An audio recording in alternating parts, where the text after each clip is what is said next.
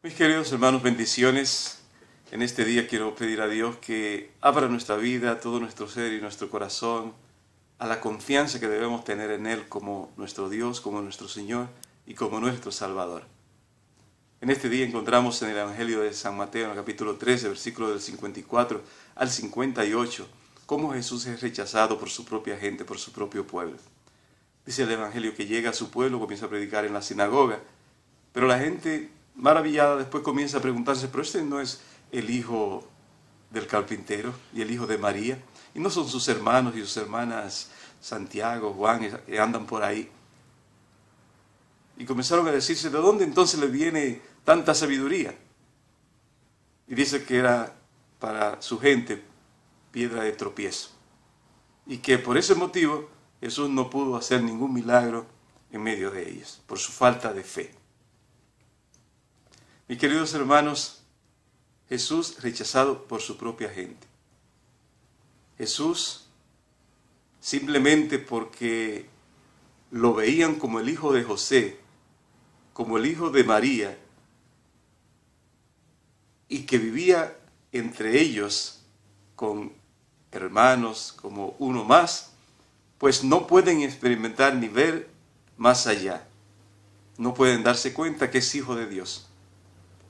Porque su condición humana, que les permitía tener un padre, una madre, unos hermanos y vivir entre ellos como uno más, pues les cegaba para poder ver más allá de lo que él expresaba, experimentaba, comunicaba realmente en su vida cotidiana y en su predicación. Veían en él algo diferente. ¿De dónde le viene tanta sabiduría? ¿De dónde le viene todo esto? Pero aún así lo rechazan, lo niegan, no lo pueden aceptar como el Hijo de Dios.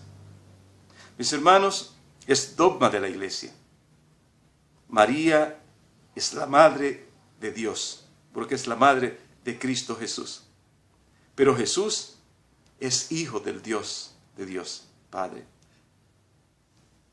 Jesús es el Hijo del Dios vivo. Pero por ser Jesús Hijo de Dios, no se puede negar que sea al mismo tiempo Hijo de José.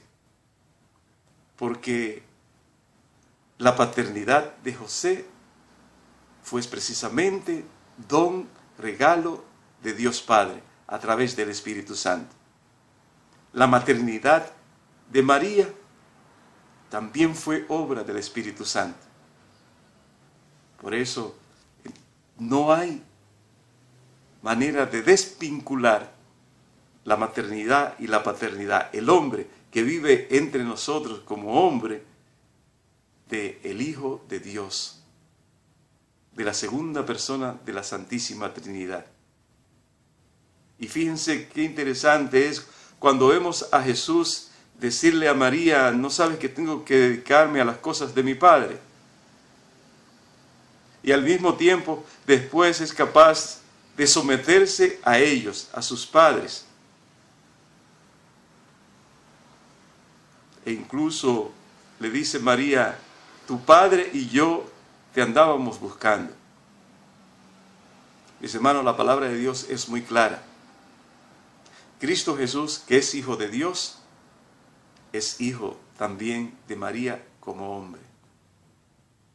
Y es hijo de José como padre adoptivo, que por obra del Espíritu Santo se le es encargada esa misión de una manera particular. Entonces Jesús no es hijo de la carne, no es hijo de la concupiscencia, ni de María ni de José, sino como obra del Espíritu Santo. Y así como obró en María el Espíritu Santo para que Jesús se encarnara, así obra también en José para que él asumiera la paternidad de Jesús. Y esto confundía, mis hermanos, a la gente de aquella época porque no podían ver al Hijo de Dios vivo como padre de dos personas tan sencillas y humildes como era José y María. Pero mis hermanos, hoy también esa fe que nosotros debemos tener a Cristo Jesús, también anda con frecuencia mermándose, debilitándose, porque buscamos muchos análisis, buscamos muchas justificaciones y no somos capaces de abrirnos a ese Dios vivo que está en medio de nosotros, confiar en Él de una manera absoluta, sabiendo que Él está en medio de nosotros, que Él resucitó, que está vivo, que es nuestro Salvador y que Él compró a precio de sangre nuestra salvación definitivamente. Y en ese que es nuestro Dios, que es nuestro Señor, en ese que es el Todopoderoso y que ha dado y nos ha amado tanto y ha derramado tantas misericordias sobre nosotros y que nos comunica tanta sabiduría, todavía sabiendo que hay algo grande en Él y que derrama tanta sabiduría como el pueblo que estaba maravillado, pero todavía no eran capaces de reconocerlo, como Dios así también nos pasa a nosotros con mucha frecuencia y nos hace falta fe, nos hace falta confianza en Él, nos hace falta esa actitud de apertura total a la gracia, a la presencia de Dios, a la fuerza del Dios vivo, que está y quiere continuamente obrar en nosotros maravillas. Mis hermanos, sin la fe no podemos vivir.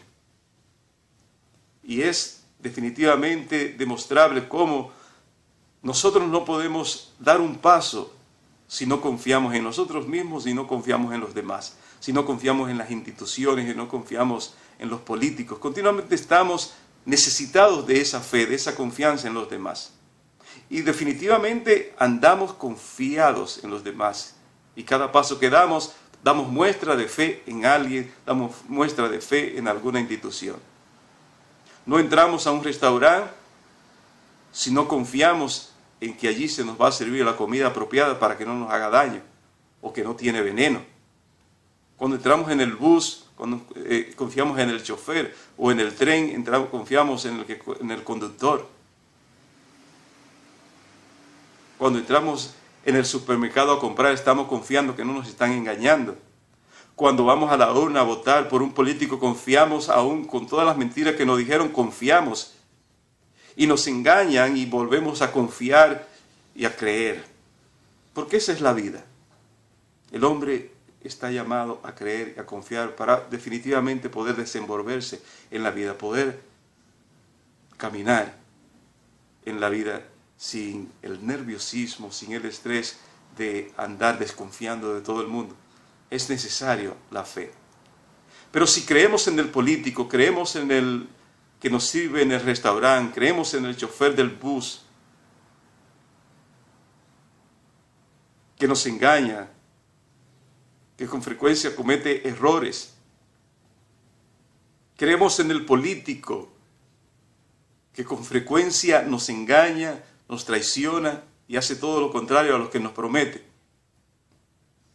Entonces, en aquel que es Dios, que es verdad, que solo nos comunica la verdad absoluta y plena, que es fiel para siempre, que nunca nos traiciona, no vamos nosotros a confiar y creer en Él, y no vamos nosotros a cultivar esa actitud de confianza y saber que de Él brota todo el bien, todo lo bueno que nosotros necesitamos para desarrollarnos como personas, como cristianos, como hombres espirituales que buscan alcanzar el reino de los cielos. Hermanos, esta fe que practicamos todos los días en el ambiente donde nos desenvolvemos tiene que ser todavía más eficaz en relación a nuestro Dios y a nuestro Señor. Porque por encima de todo, la fe tiene que estar puesta en Él. Porque Él es quien definitivamente conduce nuestras vidas. Él es quien conduce la historia. Él es definitivamente quien guía nuestros pasos. Dejarse guiar por Dios, por su palabra, por su sabiduría y escucharlo con atención y aceptarlo y recibirlo, significa al mismo tiempo un compromiso. Y es más fácil rechazar a Dios y rechazar su palabra y rechazar lo que Él nos enseña, su luz y su sabiduría, y decir que no puede ser porque es fulano o es hijo de fulano. Con frecuencia lo hacemos porque no queremos comprometernos, porque la palabra de Dios nos compromete, la sabiduría de Dios nos compromete, la sabiduría, la persona de Jesús nos exige.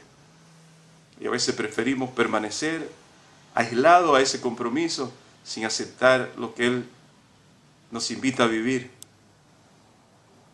Y vivir la libertad errada, equivocada, de hacer las cosas que me complazcan, no las cosas que me convienen porque me ayudan a caminar hacia la gracia, hacia la santidad, hacia la salvación. Que el Señor nos dé la sabiduría de poder entender la grandeza y la importancia de aceptarlo, de recibirlo, de confiar en Él, confiar en su palabra y aceptarla como la palabra llena de sabiduría que es la que definitivamente va a conducir nuestra vida hacia la verdad. Y que Él no simplemente es el hijo de María, ni el del carpintero, ni el hermano de Juan, de Santiago, de Judas, de José, sino que es el Hijo de Dios. El Hijo de Dios vivo en medio de nosotros, por quien nos llega definitivamente la salvación. Bendiciones, hermanos, y nos vemos mañana de nuevo en otra reflexión del día.